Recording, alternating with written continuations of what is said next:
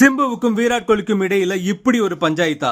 42 வயசாகியும் சிங்கிளா கெத்து காட்டுற எஸ்டிஆர் தக் லைஃப் படத்துல கமலுக்கு டஃப் கொடுத்திருக்காரு. இதுக்கிடையில மகனுக்கு தீவிரமா பொண்ணு பாக்குறாராம் அப்பா டிஆர்.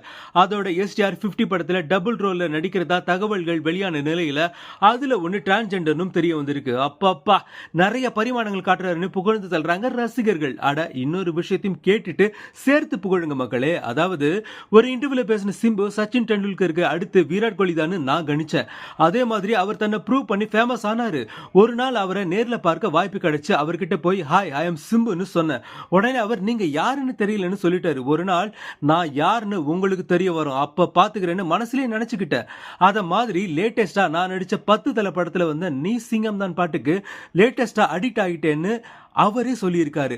அதுவே எனக்கு கிடைச்ச வெற்றி தானே கெத்தா பேசினார் சிம்பு. ஆக்சுவலி அந்த பாட்டு கேட்கும் போது நமக்கே கூட நிறைய கூஸ் பம்ப்ஸ் வரும். உங்களோட கருத்தை கமெண்ட்ல சொல்லுங்க மக்களே.